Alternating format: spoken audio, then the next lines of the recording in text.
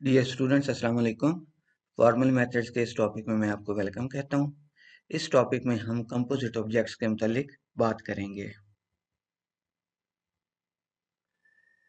देखिए, majority of the times आपके पास ऐसा होता है कि आपके पास जो ऑब्जेक्ट्स होते हैं वो एक से ज़्यादा टाइप से मिल के बने होते हैं। अभी तक हमने जितने ऑब्जेक्ट्स की बात की है उनके अंदर हमारे पास एक ही टाइप होती थी। जैसे हमने पेशेंट क्लिनिक वाले सिस्टम की बात की थी, तो हमारे पास जो पेशेंट रजिस्टर की क्लास थी उसके अंदर हमारे पास एक ही टाइप थी, पेशेंट के नाम से। इसी तरह जब हमने एयरपोर्ट वाली केस स्टडी की बात की थी, तो उसके अंदर भी हमारे पास जो हमने एयरपोर्ट या एयरपोर्ट टू के नाम से हमने क्लास बनाई थी, या दूसरे लफ्जों में हमने टाइप बनाई थी, उसके अंदर भी हमारे पास एक ही टाइप, कौन सी, एयरक्राफ्ट के नाम से। तो मेजोरिटी ऑफ द टाइम्स आपके पास ऐसा होता है कि आपके पास जो ऑब्जेक्ट्स होते हैं उनके अंदर एक से ज्यादा टाइप्स होंगी। ठीक है। जैसे हमारे पास अगर एक कार का ऑब्जेक्ट है, तो उसके अंदर हमारे पास एक उसका रजिस्ट्रेशन नंबर हो सकता है, उसका मेक हो सकता है, उसकी प्राइस हो सकती है, और इसके अलावा कुछ और भी फील्ड्स हो सकती हैं। अब अगर आप देखें तो हमारे पास हर जो आपकी ये फील्ड है इसकी टाइप मुख्तलिफ हो सकती है। मसलन ये आपके पास एक नेचुरल नंबर हो सकता है, प्राइस जो है ये आपके पास एक रियल नंबर या एक फ्लोटिंग पॉइंट वैल्यू हो सकती है। इसी तरह आप कह लें कि कोई आपके पास, जैसे अगर यहाँ पे हम कंपनी का नाम लिखते हैं, तो आपके पास कुछ स्ट्रिंग टाइप चीज हो सकती है। तो ऐसे जो हमारे पास ऑब्जेक्ट्स होते हैं ये बेसिकली क्या होते हैं, ये कंपोजिट होते हैं उन तमाम टाइप्स का जिनसे मिलके ये बने होते हैं। और फिर हम क्या करते हैं कि ऐसे ऑब्जेक्ट्स को हम क्या कहते हैं, कंपोजिट ऑब्जेक्ट्स। अब ये हमारे पास कंपोजिट ऑब्जेक्ट जो है उसको डिफाइन करने का सिंटैक्स है। जैसे यहाँ पे देखिए हमने टाइप का नाम लिखा है, आगे हमने ये डबल कॉलन का सिंबल लगाया है, और ये जो डबल कॉलन का सिंबल है इसको आप क्या कहते हैं, कंपोज्ड ऑफ। और यहाँ पे हम क्या करेंगे कि इंडिविजुअल फील्ड का नाम लिखेंगे, उसकी टाइप बताएंगे, और दरमियान में एक कॉलन आ जाएगा। फिर फील्ड टू, कॉलन और उसकी टाइप। इस तरह जितनी भी फील्ड्स हमारे पास होंगी वो तमाम की तमाम हम यहाँ पे मेंशन करेंगे। जैसे यहाँ पे आप देखें तो हमने एक कंपोजिट टाइप जो है वो बनाई है, कौन सी, टाइम के नाम से। उसके अंदर हमारे पास तीन फील्ड्स हैं। पहली कौन सी फील्ड है, आर, और उसकी टाइप क्या है, ये एक नेचुरल नंबर होगा। फिर मिनट के नाम से हमने एक फील्ड बनाई है, और फिर सेकंड के नाम से हमने एक फील्ड बनाई है। तो यहाँ पे जो टाइम है ये हमारे पास कंपोजिट टाइप है, और इसके अंदर हमारे पास तीन फील्ड्स हैं। ठीक है जी। अच्छा, कंपोजिट टाइप्स की जब हम बात करें तो इसमें जो हमारे पास सबसे इंपॉर्टेंट फंक्शन होता है वो कौन सा होता है, मेक फंक्शन। इससे पहले आप मेक फंक्शन जो है वो आप यूज कर चुके हैं कहाँ पे, इनवेरिएंट्स डिफाइन करने के लिए और इनिशियलाइजेशन के लिए। और उसका जो हमारे पास सिंटेक्स था वो क्या था, हम क्या करते थे, एम के, ये हमारा कीवर्ड है वीडीएमएसएल के अंदर मेक फंक्शन के लिए, डैश, आगे वो कंपोजिट ऑब्जेक्ट टाइप जो होती थी उसका नाम लिखते थे, और आगे उसकी पैरामीटर लिस्ट हो जाती थी। और हमने कहा था कि ये पैरामीटर लिस्ट जो है ये उसी सीक्वेंस में होनी चाहिए जिस सीक्वेंस में कि हमारे पास उस टाइप के अंदर फील्ड्स डिफाइन की गई हैं। तो देखें, एक चीज ध्यान में रखिएगा कि चूंकि हमारे पास जो कंपोजिट टाइप्स होती हैं उनमें हर टाइप के अंदर मुख्तलिफ तरह के वेरिएबल्स हो सकते हैं, या मुख्तलिफ आप कह लें कि सीक्वेंस में वेरिएबल्स हो सकते हैं। तो इसका मतलब ये है कि हर जो कंपोजिट टाइप है उसका जो मेक फंक्शन है उसका सिग्नेचर डिफरेंट होगा। ठीक है, जो कि उस टाइप के ऑब्जेक्ट्स को बनाने के लिए हम यूज करेंगे। जैसे हम अगर एयरपोर्ट की जो हमारी एयरपोर्ट टू वाली जो हमारी टाइप थी उसकी बात करें, तो उसमें हमारे पास कौन कौन से वेरिएबल थे। उसमें हमारे पास सबसे पहले तो एक परमिशन का सेट था, और उसकी हमारे पास टाइप क्या थी, वो एयरक्राफ्ट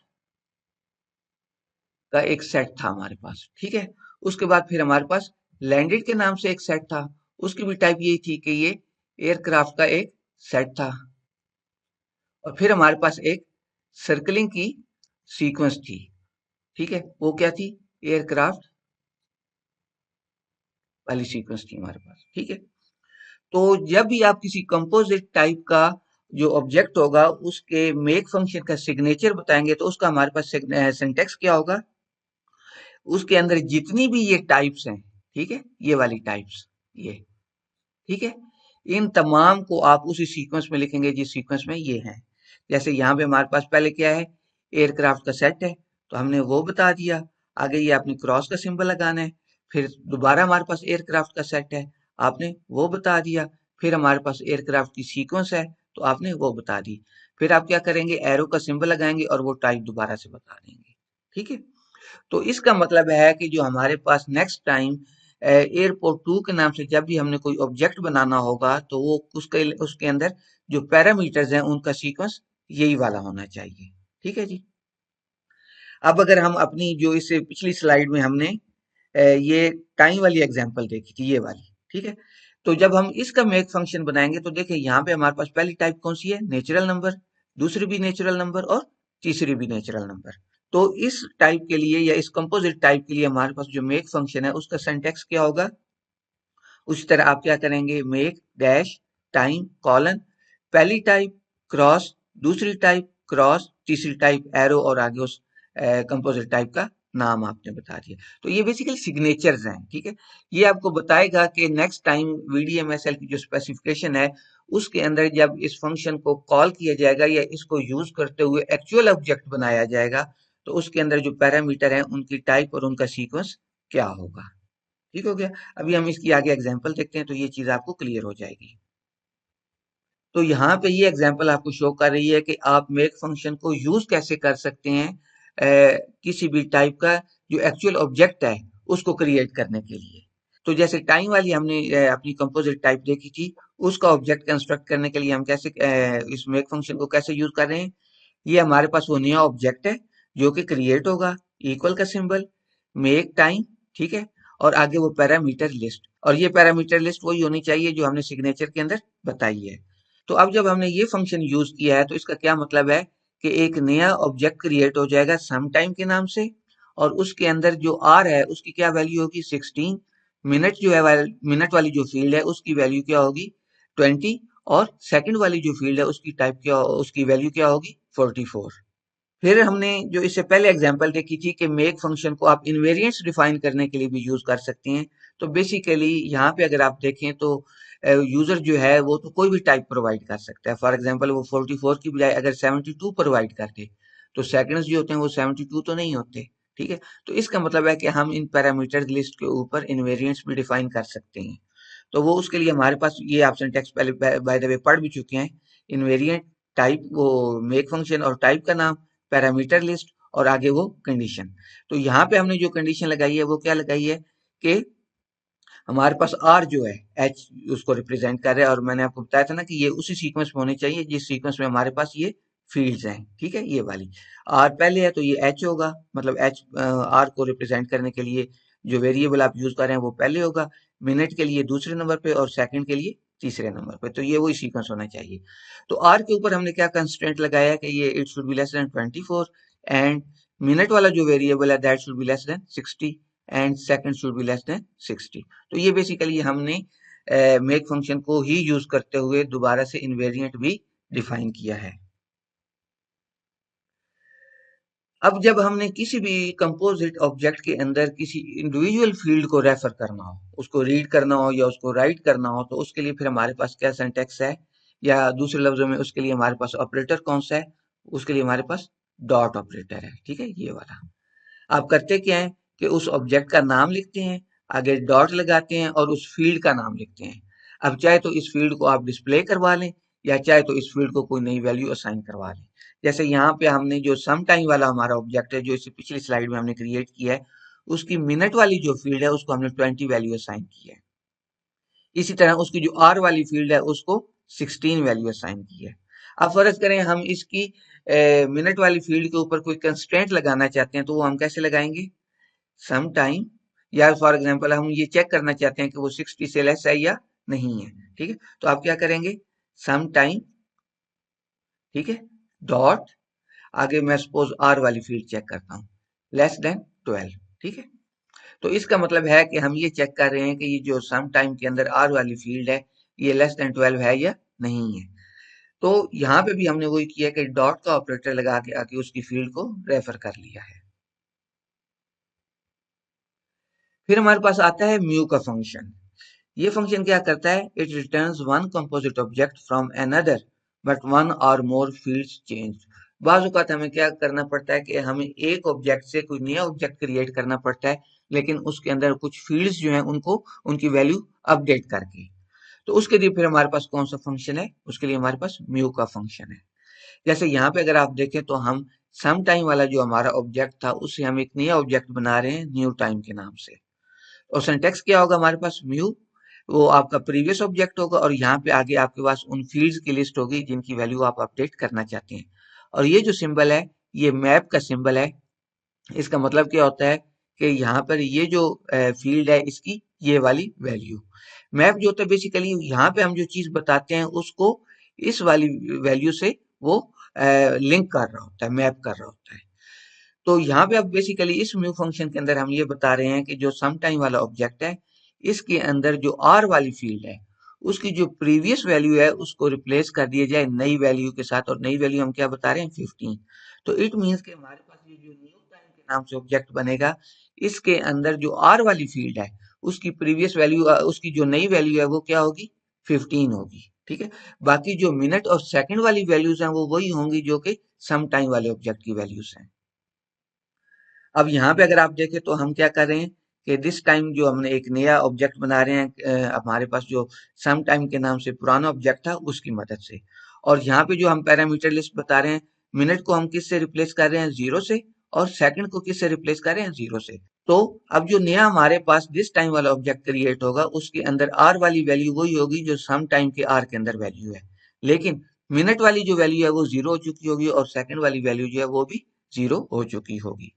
अब ये एक और सिंटेक्स है हमारे पास, यहाँ पे भी हम क्या कर रहे हैं कि सम टाइम वाला जो हमारा ऑब्जेक्ट है उससे एक दिस टाइम वाला ऑब्जेक्ट क्रिएट कर रहे हैं और उसके अंदर आर की वैल्यू वही है जो सम टाइम वाले के जो हमारा ऑब्जेक्ट है उसके अंदर आर की वैल्यू है, लेकिन जो हमारे पास मिनट और सेकंड्स हैं वहां पे हम जीरो बता रहे हैं। इसका मतलब क्या है, इसका मतलब ये है कि जो दिस टाइम वाला हमारा ऑब्जेक्ट बनेगा इसके अंदर आर वाली जो फील्ड होगी उसकी वही वैल्यू होगी जो सम टाइम वाले ऑब्जेक्ट के अंदर आर वाली फील्ड की वैल्यू है, लेकिन दिस टाइम जो ऑब्जेक्ट है इसके अंदर मिनट और सेकंड वाली जो फील्ड्स हैं इनकी वैल्यू क्या होगी, इनकी वैल्यू जीरो होगी। तो यहाँ पे आप कह सकते हैं कि ये दोनों सिंटेक्स जो हैं ये हमारे पास इक्विवेलेंट सिंटेक्स हैं। दोनों में हम कर क्या रहे हैं कि एक नया ऑब्जेक्ट बना रहे हैं एक पुराने ऑब्जेक्ट की मदद से, और जो पुराने ऑब्जेक्ट की आर वाली फील्ड है उसको एज इट इज ही रहने दिया गया है, जबकि मिनट्स और सेकंड वाली जो फील्ड है उनको हमने जीरो से इनिशियलाइज करवा दिया है। तो मुझे उम्मीद है कि इन कंसेप्ट की आपको समझ आ गई होगी। अल्लाह हाफिज।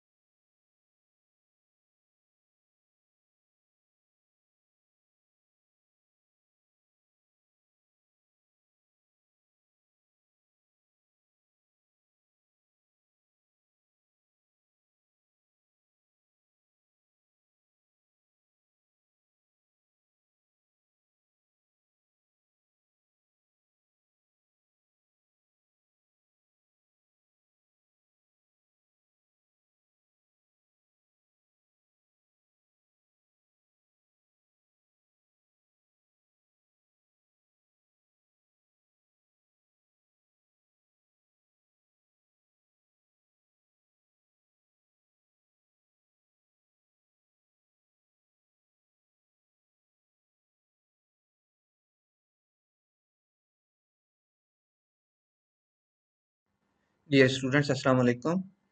प्रोसेस मैनेजमेंट सिस्टम की जो हमारी केस स्टडी थी उसके ऊपर हम डिस्कशन कर रहे थे। आज हम उसके मुख्तलिफ ऑपरेशंस को मॉडल करेंगे और उसी केस स्टडी को कंटिन्यू करेंगे। तो पहला जो हमारे पास ऑपरेशन है वो कौन सा है? एडमिट का ऑपरेशन। ठीक है, ये एडमिट का मेथड। ये क्या करता है कि इसको हम कोई भी एक प्रोसेस आईडी इनपुट देते हैं और ये उसको वेटिंग वाली जो हमारी क्यू है, जिसको मतलब हमने कहा था कि ये क्यू बेसिकली दो तरह के प्रोसेस जो हैं उनको स्टोर कर रही होती है। एक वो प्रोसेस जो कि रेडी स्टेट में होते हैं, यानी उनको आप प्रोसेसर को असाइन कर सकते हैं, और दूसरे वो प्रोसेस जिनका करंट स्टेटस जो है वो ब्लॉक्ड है। तो जैसे ही हमारे पास कोई नया प्रोसेस एडमिट होगा तो हम क्या करेंगे कि उसको वेटिंग वाली जो हमारी सीक्वेंस है उसके अंदर असाइन करवाएंगे, और साथ उसका स्टेटस जो है वो हम क्या करेंगे, रेडी के तौर पर सेट करेंगे। तो ये हमारे पास उसका मेथड की फॉर्मल स्पेसिफिकेशन है।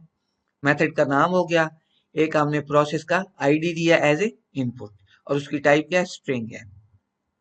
एक्सटर्नल क्लॉज के अंदर हमारे पास जो वेटिंग वाली सीक्वेंस है, ठीक है, उसको हमने मेंशन किया, और उसकी एक्सेस जो थी वो हमारी क्या थी? रीड राइट की एक्सेस है। रीड राइट की क्यों है? कि जो हमने नया प्रोसेस एडमिट किया है वो बेसिकली हम इस सीक्वेंस के अंदर अब उसको असाइन करवाएंगे। फिर हमारे पास जो रनिंग वाली हमारे पास वो है, डेटा मेंबर है, ठीक है, उसकी रीड ऑनली हमारी एक्सेस है, क्योंकि हमने रनिंग वाला जो हमारा डेटा मेंबर है उसके अंदर कोई चीज अपडेट नहीं करनी, बल्कि उसको रीड करना है। रीड कैसे करना है, उसकी जरूरत क्या है, ये मैं भी आपको बताता हूँ। प्री कंडीशन में हम क्या कह रहे हैं कि हमारे पास ये जो रनिंग वाला डेटा मेंबर है, इनिशियली ये नील हो, या जो हमारे पास ये जो प्रोसेस आया है ये रनिंग के बराबर ना हो। अगर आपको याद हो तो हमने कहा था कि ये जो रनिंग वाला हमारा डेटा मेंबर है, इसको जो भी प्रोसेस आईडी असाइन होगा, इसका मतलब होगा कि वो प्रोसेस जो है वो इस वक्त प्रोसेसर के अंदर एग्जीक्यूट कर रहा है। तो ये वाली जो हमारी कंडीशन है ये बेसिकली ये इंश्योर कर रही है कि जो भी प्रोसेस हमारा इन जब हमने कोई प्रोसेस एडमिट किया है तो उस वक्त कोई प्रोसेस भी प्रोसेसर के अंदर ना हो, या अगर कोई प्रोसेस जो है वो प्रोसेसर के अंदर है तो उसकी आईडी जो है हमारी इस इनपुट जो आईडी की है हमने उसके बराबर नहीं होनी चाहिए। और साथ दूसरी हम कंडीशन क्या बता रहे हैं कि हमारे पास इस आईडी के ना इस आईडी से जैसा कोई और आईडी वेटिंग वाली जो हमारी क्यू है उसके अंदर भी नहीं होना चाहिए। तो वो बेसिकली हम कैसे कह रहे हैं, एंड को आपने ऑपरेटर यूज किया है for all P elements of waiting. ठीक है, वेटिंग के अंदर जितने भी हमारे आप कह लें कि प्रोसेस पड़े हुए हैं, उन तमाम के अंदर उन प्रोसेस को आप पिक करें, उनकी आईडी चेक करें, वो हमारे पास इस आईडी जो कि यहाँ पे हमारे पास इनपुट हुई है उसके बराबर नहीं होनी चाहिए। तो बेसिकली यहाँ पे आप क्या कर रहे हैं, एक तो आप ये इंश्योर कर रहे हैं कि जैसे ही हमने कोई प्रोसेस जो है वो एडमिट किया तो या तो प्रोसेसर के अंदर कोई प्रोसेस ना हो, या इस आईडी से प्रोसेसर के अंदर कोई प्रोसेस ना हो। और साथ ही हम ये भी इंश्योर कर रहे हैं कि वेटिंग क्यू के अंदर भी इस आईडी से कोई और प्रोसेस ना पड़ा हो। पोस्ट कंडीशन में हम क्या कर रहे हैं कि बेसिकली वेटिंग वाली जो हमारी सीक्वेंस है उसके एंड पे इस प्रोसेस को अपेंड कर रहे हैं।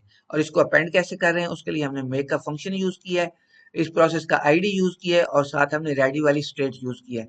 अगर याद हो आपको तो हमने पहले वाला ये सीक्वेंसेस का जो हमारा पहला वीडियो टॉपिक था उसके अंदर हमने ये चीज डिस्कस की थी कि मेक का फंक्शन यूज करते हुए आप कोई ऑब्जेक्ट बना सकते हैं। अगर आपको याद हो तो हमने मेक का फंक्शन यूज करते हुए क्या किया था, टाइम वाला आप कह लें कि ऑब्जेक्ट क्रिएट किया था, फॉर एग्जांपल 5, 10 और 15। ठीक है, तो ये बेसिकली वही सीक्वेंस है। ठीक है, यहाँ पे हम क्या कर रहे हैं कि प्रोसेस का ऑब्जेक्ट क्रिएट कर रहे हैं, और उसके अंदर जो हम आईडी बता रहे हैं वो कौन सी बता रहे हैं, जो ये वाली आईडी है, और साथ हम रेडी का स्टेटस बता रहे हैं। और जो प्रोसेस है वो हमारे पास उसके अंदर अगर आप देखें तो हमारे पास दो ही डेटा मेंबर्स है, आईडी और स्टेटस जो है। ठीक है, तो ये हमारे पास सेट हो रहे हैं।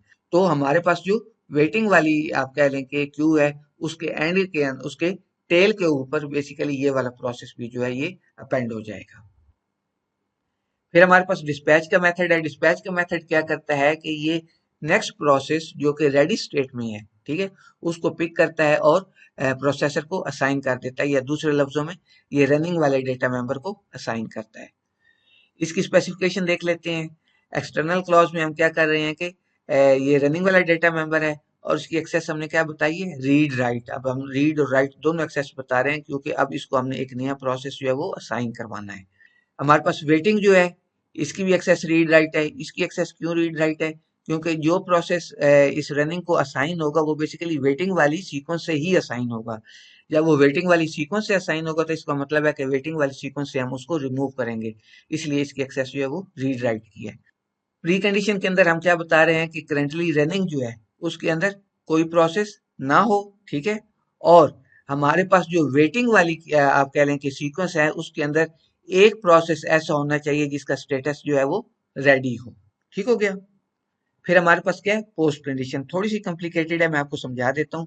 हम क्या कर रहे हैं कि इससे पहले हमने जो ये फाइंड नेक्स्ट वाला मेथड बनाया था वो हम दोबारा से यूज कर रहे हैं। अगर आपको याद हो तो फाइंड नेक्स्ट वाला जो हमारा मेथड था वो क्या करता था, उसको हम एक सीक्वेंस इनपुट देते थे और वो हमें उस नेक्स्ट प्रोसेस की आप कह लें कि पोजीशन रिटर्न करता था जो कि रेडी स्टेट में होता था। तो बेसिकली यहां से लेकर यहां तक, ठीक है, इसने हमें क्या किया कि हमें वो पहला प्रोसेस रिटर्न करवा दिया जिसकी उस प्रोसेस सॉरी वो उस पहले प्रोसेस की पोजीशन रिटर्न करवा दी जो कि रेडी स्टेट में है। तो हमने क्या किया, वेटिंग वाली सीक्वेंस को वो एज ए इंडेक्स वो पोजीशन प्रोवाइड की और वहां से हमने क्या किया, उसका आईडी उठा लिया और वो आईडी जो था वो हमने क्या किया, रनिंग वाले मेंबर को असाइन कर दिया। मैं दोबारा से आपको बता देता हूँ। फाइंड नेक्स्ट में हमने क्या किया कि हमने प्रीवियस वेटिंग वाली जो हमारी सीक्वेंस थी वो हमने पास की। फाइंड नेक्स्ट का मेथड करता क्या है कि इसको हम जो सीक्वेंस प्रोवाइड करते हैं उस सीक्वेंस के अंदर पहला प्रोसेस जो कि रेडी स्टेट में होता है ये हमें उसकी पोजीशन रिटर्न कर देता है। तो बेसिकली ये जो फाइंड नेक्स्ट और ये आगे वेटिंग हमने बताया, इसने क्या किया, हमें पोजीशन रिटर्न कर दी पहले प्रोसेस की जो कि रेडी स्टेट में है और उसको हमने एज ए इंडेक्स यूज किया है इस वेटिंग वाली सीक्वेंस के लिए और वहां पे हमें जो एलिमेंट मिला उसकी हमने आईडी उठा ली और उसको हमने रनिंग को असाइन कर दिया। और साथ ही हमने क्या किया, and waiting is equal to remove, और उसके अंदर हमने क्या किया कि वेटिंग की सीक्वेंस असाइन की और फाइंड नेक्स्ट। अगर आपको याद हो तो ये जो हम रिमूव का मेथड है इसको भी हम डिस्कस कर चुके हैं। ये मेथड हमारे पास क्या करता है कि एक सीक्वेंस इनपुट लेता है और एक पोजीशन इनपुट लेता है, फिर ये क्या करता है कि उस सीक्वेंस के अंदर उस पोजीशन पे जो प्रोसेस पड़ा होता है उसको रिमूव करके अपडेटेड सीक्वेंस जो होती है वो हमें रिटर्न करता है। तो ये बेसिकली हम क्या कर रहे हैं कि प्रीवियस वेटिंग वाली हम सीक्वेंस दे रहे हैं और फाइंड नेक्स्ट वेटिंग यानी नेक्स्ट प्रोसेस जो रेडी है उसकी पोजीशन आ गई। तो इस सीक्वेंस के अंदर नेक्स्ट प्रोसेस जो रेडी है उसकी हम पोजीशन भी पास कर रहे हैं, तो वो प्रोसेस जो है इस सीक्वेंस के अंदर से रिमूव हो जाएगा और अपडेटेड जो वेटिंग वाली सीक्वेंस है वो हमें यहाँ पे असाइन हो जाएगी। तो बेसिकली हो क्या रहा है कि रनिंग वाले जो हमारा ये डेटा मेंबर है इसको हम क्या कर रहे हैं कि नेक्स्ट जो हमारे पास वेटिंग के अंदर रेडी स्टेट में प्रोसेस पड़ा है वो उसकी आईडी असाइन कर रहे हैं और वेटिंग वाली जो हमारी सीक्वेंस है उसके अंदर से वो आईडी जो है वो जो प्रोसेस है उसको हम रिमूव भी कर रहे हैं। नेक्स्ट है हमारे पास टाइम आउट। टाइम आउट वाला मेथड क्या करता है कि जब भी किसी प्रोसेस का आप कह लें कि टाइम स्लॉट प्रोसेसर के अंदर कंप्लीट हो जाती है तो उसको वहां से रिमूव करके आप क्या करते हैं, दोबारा से वेटिंग वाली जो हमारी सीक्वेंस है उसके अंदर असाइन कर दिया जाता है और साथ उसका स्टेटस जो होता है वो रेडी रखा जाता है। तो यहाँ पे हमारे पास जो एक्सटर्नल क्लॉज है उसके अंदर हमने क्या बता दिया, रनिंग, और इसकी एक्सेस हमने क्या बताई, रीड राइट, क्योंकि अब रनिंग से हमने जो रनिंग वाला डेटा मेंबर है इसको हमने इससे वो वैल्यू रिमूव करनी है। इस तरह वेटिंग वाली जो हमारी सीक्वेंस है उसकी एक्सेस भी हमने रीड राइट बताई। क्यों? क्योंकि अब वो अपडेट होगी, जो प्रोसेस हमने प्रोसेसर से रिमूव किया और वो दोबारा से वेटिंग वाली सीक्वेंस के अंदर असाइन होगा, तो इस वजह से इसकी एक्सेस जो है वो रीड राइट की है। प्री कंडीशन के अंदर हमारे पास क्या है कि running should not be equal to nil, यानी जो हमारे पास कम से कम कोई एक प्रोसेस ऐसा होना चाहिए जो कि करंटली एग्जीक्यूट हो रहा हो। तो अगर प्रोसेसर के अंदर कोई प्रोसेस भी नहीं एग्जीक्यूट हो रहा तो फिर हम रिमूव किस प्रोसेस को करवाएंगे। तो डेफिनेटली हमारे जब भी आपने प्रोसेसर के अंदर से किसी प्रोसेस को मतलब टाइम आउट के इवेंट के नतीजे में रिमूव करवाना है तो डेफिनेटली इसका मतलब है कि वो रनिंग के अंदर पहले से वो प्रोसेस होना चाहिए या रनिंग के अंदर एटलीस्ट एक प्रोसेस होना चाहिए। पोस्ट कंडीशन में हम क्या कर रहे हैं कि वेटिंग वाली हमारी जो प्रीवियस सीक्वेंस है उसके साथ कंकैटिनेट कर रहे हैं किस चीज को, जो हमारे पास ये रनिंग वाला हमारा प्रोसेस आया है। अब रनिंग जो है इसका क्या मतलब है कि ये रनिंग वाला डेटा मेंबर अगर आपको याद हो तो ये आईडी स्टोर करता है उस प्रोसेस की जो कि करंटली प्रोसेसर के अंदर एग्जीक्यूट हो रहा है। तो उस प्रोसेस की आईडी आ गई और उसका स्टेटस हमने रेडी बता दिया, तो एक नया हमारे पास प्रोसेस जो है वो ऑब्जेक्ट क्रिएट हो गया और वो कंकैटिनेट हो गया वेटिंग वाली सीक्वेंस के एंड पे, ठीक हो गया। एंड साथ हमने क्या कर दिया कि रनिंग को नील कर दिया। इसका मतलब है कि हमारे पास अभी जो प्रोसेस पहले से रनिंग में मौजूद था वो वहां से रिमूव हो गया और वो वेटिंग वाली जो हमारी सीक्वेंस थी उसके एंड पे कंकैटिनेट हो गया। फिर हमारे पास आता है ब्लॉक वाला मेथड। ब्लॉक वाला मेथड जो होता है बेसिकली वो भी सिमिलर है हमारे पास टाइम आउट वाले मेथड से। डिफरेंस सिर्फ ये है कि ये यहाँ पर जो हमारे पास वेटिंग वाली सीक्वेंस है उसके एंड पे उसी प्रोसेस को असाइन करवाता है, बट उसका स्टेटस जो है वो क्या कर देता है, ब्लॉक कर देता है। यहाँ पे तो हमने स्टेटस रेडी रखा था ना, तो ये उसका स्टेटस ब्लॉक करता है, यानी अब ये प्रोसेस ब्लॉक है। जब भी इसने इसको हमने डिस्पैच करवाना होगा तो पहले इसका स्टेटस रेडी किया जाएगा और फिर जो है ये प्रोसेसर को असाइन होगा। तो ये ब्लॉक वाला जो हमारा मेथड है इसकी स्पेसिफिकेशन भी हमारे पास टाइम आउट वाला जो मेथड है उस जैसी है। डिफरेंस सिर्फ ये है कि जो टाइम आउट वाला मेथड है ये प्रोसेसर से प्रोसेस को रिमूव करता है और वेटिंग वाली सीक्वेंस के एंड पे असाइन करता है उसका, और उसका स्टेटस रेडी रखता है। जबकि ब्लॉक वाला जो मेथड है ये उसका स्टेटस जो होता है उसको क्या करता है, ब्लॉक स्टेटस सेट करता है। बाकी इसकी सारी स्पेसिफिकेशन सेम है। नेक्स्ट है हमारे पास वेकअप का मेथड। वेकअप का मेथड क्या करता है कि इसको हम जिस भी प्रोसेस की आईडी प्रोवाइड करेंगे ये उस प्रोसेस का जो स्टेटस है उसको ब्लॉक्ड से रेडी स्टेटस में सेट कर देता है। हमारे पास मेथड का नाम हो गया और प्रोसेस की जो आईडी थी वो हमने एज ए इनपुट पास की। एक्सटर्नल क्लॉज में हमने क्या किया कि जो हमारे पास वेटिंग वाली सीक्वेंस है उसकी एक्सेस हमने क्या बता दी, रीड राइट।